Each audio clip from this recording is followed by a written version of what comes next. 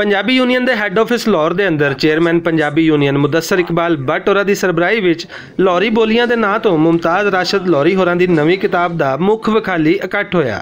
इस इकट्ठ के उचेचे परोने डीजी पलाक सुगरा सदफ ते डॉक्टर नबीला रहमान होरी सन। पंजाबी अदबी बोर्ड की सैकटरी परवीन मलक होरां ने इस तकरीब की सदारत ते नूरुलैन सादिया होरां ने निजामत संभाली। पंजाबी ते उर्दू अदब नाल जुड़े अहम नावां ने भी इस इकट्ठ विच भरवीं रलत की। तकरीब नाल खिताब करदे होए डॉक्टर इफ्तिखार बुखारी, परवीन मलक, सुगरा सदफ, मुदस्सर इकबाल भट्ट ते डॉक्टर नबीला रहमान होरां ने किताब दे मुख्तलिफ हवालियां ते झात पाई ते अपने अपने विचार साझे कीते। लाहौरी साहब बजाते खुद इतने अच्छे इंसान ने कि अगर लाहौर तुसीं 2-4 बंदे दी लिस्ट बनानी है ना बीबे बंदियां दी ते ये उस लिस्ट शामिल होण। बोली असल विच बोल तो है बंदे दा जिहड़ा बोल हुंदा है उस तो एक ते इहदा अपना जिवें राशिद होरां ने दस्सिया है कि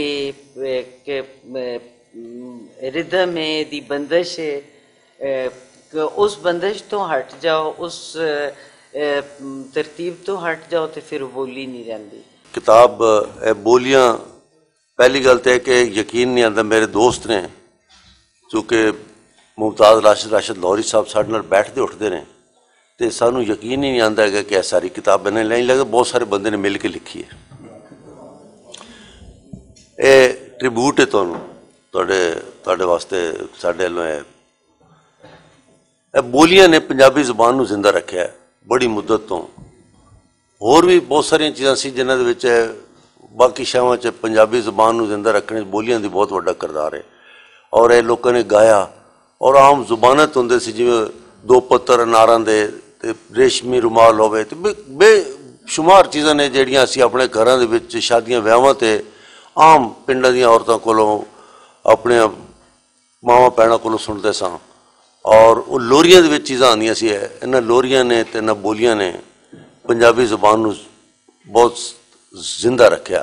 बोलियां दी किताब देख के ही वो इन्ना अच्छा लगा क्योंकि असी पढ़न पढ़ाने वाले लोग जड़े हैं, साडा मतलब ईमान है वे कि जिस तरह बंदे दे वजूद वास्ते लहू जड़ा वै ओदे जीवन दी अलामत है, इस तरह जड़ा पंजाबी अदब है ये वजूद दे विच जड़ा लोक अदब है वो समाजी वजूद दा लहू है।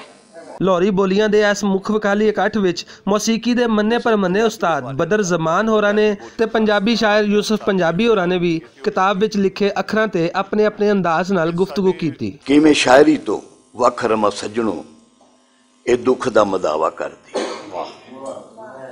तुसी देखो मुहब्बतां भी होनियां, मुशाहिदे भी होने ते हकीकत इन्हां ने लिखी है। खुदा दी कसमें बड़ा ही दिल मेरा खुश होया है। मुमताज राशद लाहौरी दी जिथों तक गल रही, बड़े बीबे ने, बड़े सुचज्जे ने, बड़े आरी ने, सो इन्हां ने बोलियां लिख के एक नवा रूप दिता है। तकरीब के आखिर ते चेयरमैन पंजाबी यूनियन मुदस्सर इकबाल भट्ट होरां ने इस यकीन नाल आने वाले सारे परोणियां दा शुक्रिया अदा किया कि माँ बोली दे फरोग लई हर पंजाबी अपना भरवां किरदार अदा करदा रहेगा। कैमरामैन जिशान भट्ट ते हाफिज उमर दे नाल असगर अली, भुलेखा टीवी, लाहौर।